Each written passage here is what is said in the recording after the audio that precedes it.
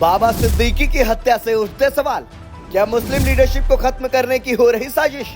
विधानसभा चुनाव पर पड़ेगा बाबा सिद्दीकी की हत्या का असर। एनसीपी अजीत गुट के कद्दावर मुस्लिम नेता बाबा सिद्दीकी के मुंबई के बांद्रा ईस्ट में सरेराह गोली मारकर हत्या कर दी गई। इस हत्याकांड की जिम्मेदारी लॉरेंस बिश्नोई ने ली, जबकि वारदात में शामिल 4 शूटर में 2 का संबंध उत्तर प्रदेश के बहराइच जिले से है।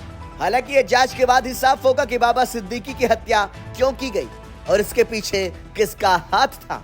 महाराष्ट्र में विधानसभा चुनाव से ठीक पहले इस हत्याकांड ने सियासत में भूचाल ला दिया है और कई सवाल खड़े हो गए हैं। सबसे बड़ा सवाल यह है कि क्या देश में मुस्लिम लीडरशिप को खत्म करने की साजिश हो रही है?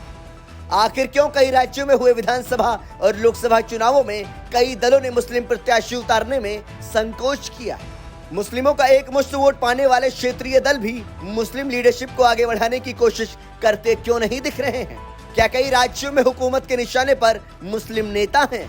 क्या सियासी समीकरण के कारण मुस्लिमों को नजरअंदाज किया जा रहा है?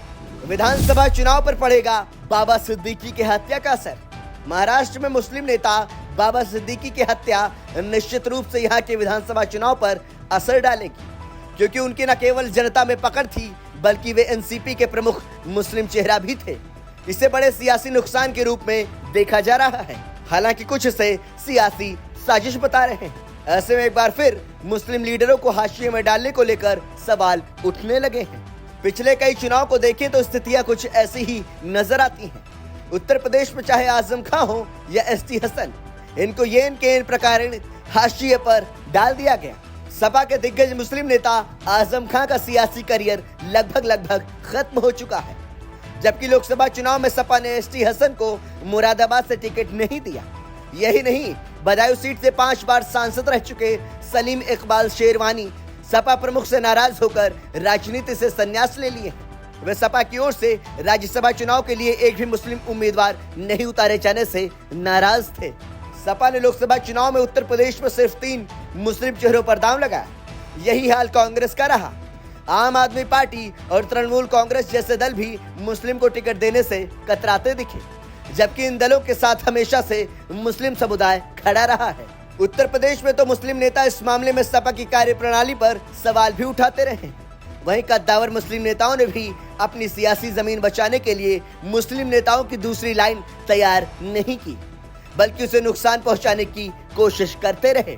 लिहाजा आज तक देश और प्रदेश को कोई नई मुस्लिम लीडरशिप नहीं मिल सकी है।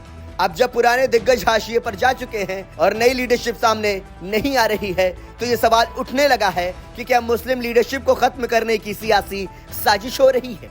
हालांकि इसका जवाब नहीं दिया जा सकता है, लेकिन जिस प्रकार मुस्लिम नेताओं के प्रति विभिन्न सियासी दलों का नजरिया है, उसे मुस्लिम लीडरशिप के लिए बेहतर भविष्य नहीं कहा जा सकता। हालांकि इस सवाल का उत्तर खुद मुस्लिम समुदाय और उनके प्रतिनिधियों को खोजना होगा कि आखिर कभी मुस्लिम लीडरों की बड़ी जमात आज घटते घटते हाशिए पर क्यों चली गई है। ब्यूरो रिपोर्ट, संदेश वाहक।